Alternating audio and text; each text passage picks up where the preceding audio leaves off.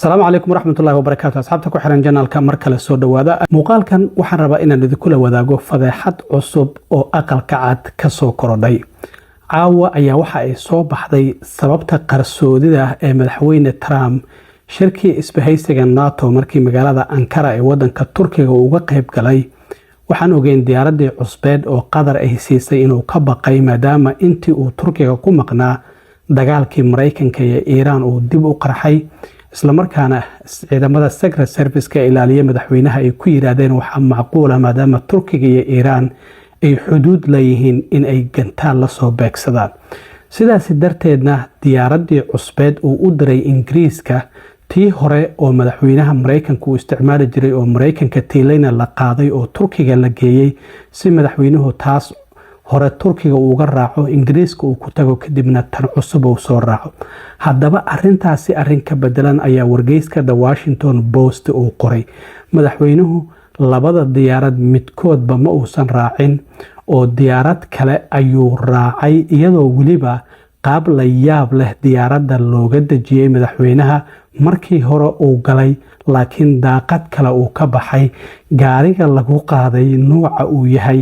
iyo warbixinadan soo baxay maxay yihiin ayaan rabaa inaan idin la wadaago balse marka hore soo dhawaada bishii hore bilowgeedii waxaan ogeyn in madaxweyne Trump uu magaalada Ankara ee wadanka Turkiga uu u tagay shirkii isbahaysiga NATO shirkaasi 7 bisha ilaa 8 bishii 7 ayuu socday markaas kadib madaxweynuhu markii uu rabay inuu Mareykanka ku soo laabto madaxweynuhu waxa uu Turkiga ku tagay diyaaradii cusbeed oo 400 milyan oo dollar ahayd oo dawladda Qatar ay siisay marka diyaaradaasi qalabkii looma dhameystirin diyaaradda Air Force One oo madaxweynaha qaado waxa ay leedahay qalab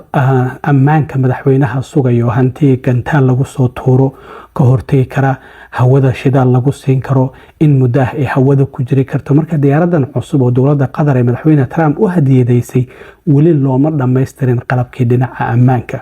sidaas darteed madaxweynuhu intii uu joogay Turkiga oo shirka NATO uu ka qayb galayay waa kii dagaalkii u dhaxeeyay Mareykanka iyo Iiraan dib u qarxay muddo 2 toddobaadna socday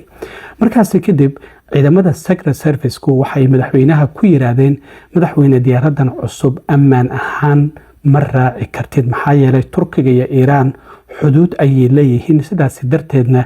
gantaalka Iiraan waa ay la soo gaartaa diyaaradan oo ammaankaada ayaa halis gali kara inkastoo Israa'iil ay tiri anaga sirdoonkeena ayaa dawladda Mareykanka ku wargeliyay ama aqalka cad arintaasi ku wargeliyay laakiin aqalka cad arintaasi waa iska fogay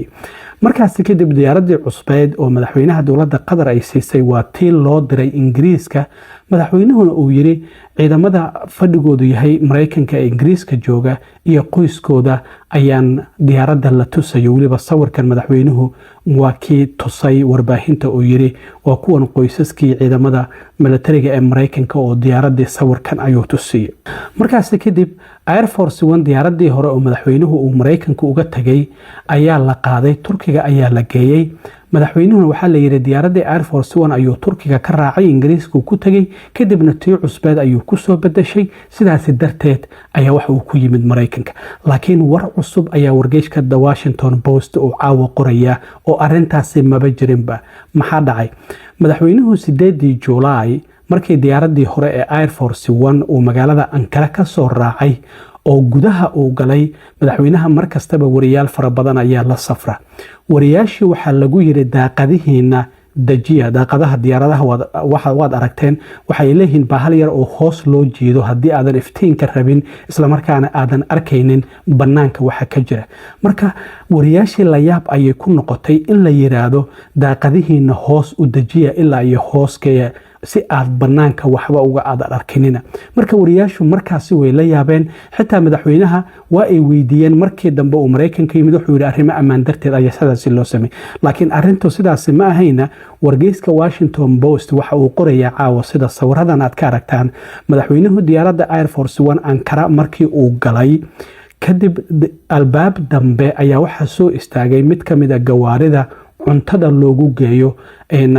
ma diyaaradaha markay safar dheer galayaan waxa jirto shirkado gawaaridaas cuntada ayaa lagu keenaa markaas kadibna diyaaradda ayaa cuntadaas lagu wareejiyaa si dadka rakaabka ah loo siiyo marka madaxweynaha sida sawirkan aad ka aragtaan gaarigaasi ayaa yimid wariyaashana waxaa la yidhi markii hore daaqadihiina dejiya si aysan u arkin madaxweynuhu inuu diyaaradda ka degayo marka madaxweynaha iyo qaar ka mid a la taliyaashiisa ayaa waxaa lagu qaaday gaarigii cuntada lagu keenayay ayaa lagu qaaday markaasi kadibna madaxweynuhu waxa uu raacay diyaarad la yidhaahdo C-32A oo diyaarad military ah ayaa madaxweynaha lagu qaaday marka turkiga markii uu ka baxayayba Air Force One-tii hore madaxweyne Trump maba uusan ku bixinba cabsi darteed laga qabay in madaxweynaha Iiraan ay dili karto markaasi kadib wariyaashii oo kaliya ayaa looga tagay diyaaradii Air Force One wariyaashu waxay u maleeyaan in madaxweynihii diyaaradda uu la saaran yahay laakiin maba la saarnaynba oo madaxweynaha albaab dambe ayaa gaarigaasi cuntada u keena diyaaradaha looga qaaday sidaasi darteedna madaxweynuhu diyaarad kale uu ku raacay marka waxaa la leeyahay muddo saacado ah waxaa shacabka Mareykanka laga qariyay iyo waliba qaar ka mid ah mas'uuliyiinta dawladda madaxweynuhu halka uu joogo ayaa laga qariyay markaasi kadib madaxweynuhu Ingiriiska markii uu tagay haddana si qarsoodi ah ayaa waxa lagu soo saaray diyaaradii Air Force One iyadoo laga dhigayo in madaxweynuhu diyaaraddaasi uu Turkiga ka soo raacay laakiin maba uusan ka soo raacinba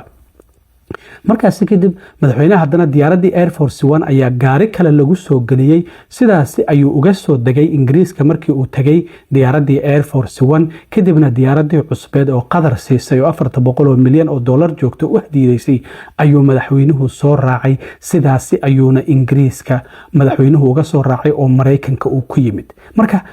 xaaladda halista ah oo xilligaasi ciidamada Secret Service ee madaxweynaha ilaaliya ay dareemayeen waxa ay sababtay madaxweynuhu xitaa diyaaradii hore ee Air Force One inuu isku aamini waayo oo diyaarad kale oo gooni ah oo C-32A la yiraahdo in madaxweynuhu Turkiga si qarsoodi ah intuu uga raaco Ingiriiska ku tagay isla markaana uu wariyaashii maadaama diyaaraddan ay saaran yihiin Air Force One ayna u maleynayeen in madaxweynuhu uu la saaran yahay haddana si qarsoodi ah diyaaradii Air Force One madaxweynaha lagu soo geliyo kadibna uu ka soo dego markaasi kadibna diyaaradii cusbayd oo dawladda Qatar ay siisay uu sidaas Ingiriiska uga soo raaco marka warbixintan wargeyska Washington Post ayaa daabacay mid horey loo ogaama aysan ahayn xitaa aqalka cad markii madaxweynuhu Mareykanka ku soo laabtay kadib waxa ay sababtay in madaxa shaqaalaha ee aqalka cad haweeneyda leedahay Susie Wiles iyo madaxa FBI-da Kash Patel in xitaa qaar ka mid ah la taliyaashii madaxweynaha taleefanadii inta laga qaaday la yiri yaa sheegay madaxweynuhu diyaaradda cusub ee Qatar inuusan Turkiga ka soo raaci karin oo baaritaan dadkii taleefanadoodii la taliyaashii laga qaaday heerkaasi ayaa aqalka cad ay la gaareen xitaa qaar ka mid ah shaqaalihii aqalka cad oo xitaa qaarkood taleefankooda ay diideen inay dhiibaan si loo baaro maxaa yeelay waxay yiraahdeen arrintan waxaa lagu xadgudbayaa privacy-geena waxyaabaha inaga gaarka noo ah marka warkan caawa soo baxay wuxuu yahay war aan horey loo ogeyn isla markaana madaxweynuhu cabsida laga qabay in dawladda Iiraan ay disho darteed xitaa Air Force One hore uu isku aamini waayo iskaba dhaaf midii cusbeed oo qadar siisay oo diyaarad qaasa uu soo raacay dhinaca kalena madaxweyne Trump maalnimadii shalay ahayd ayaa waxaa la weydiiyay shuruudaha cusub oo dawladda Iiraan ay soo bandhigtay si ay marinka Hormuz ay u furto markaasi kadibna Iiraan waxyaabaha ay soo bandhigtay waxa ay qasaarihii dagaalka Mareykanku ay gaarsiiyeen in magdhow laga siiyo Trump isaguna waxa uu yiri hadii iyaguna ay magdhow naga doonayaan annagana qasaarihii ayna gaarsiiyeen magdhow naga siiyaan marka Trump waxa uu qiranayaa si dadban in Iiraan qasaare ay gaarsiisay marka wuxuu leeyahay hadii inaga midii aan gaarsiinay ay naga rabaan qasaare in magdhow laga siiyo annagana midii ayna gaarsiiyaan waa inay magdhow naga siiyaan sidaasi ayaa madaxweyne Trump uu yiri money for the damage that we've done. And I said, that's a good idea. Well, we're going to ask for money for the damage they've done over a 50-year period. marka aad iyo aad u mahadsantiin asxaabta warbixintaasi ayaan rabay inaan idila socodsiiyo intaan mar kale kulmi doono waa saaxiib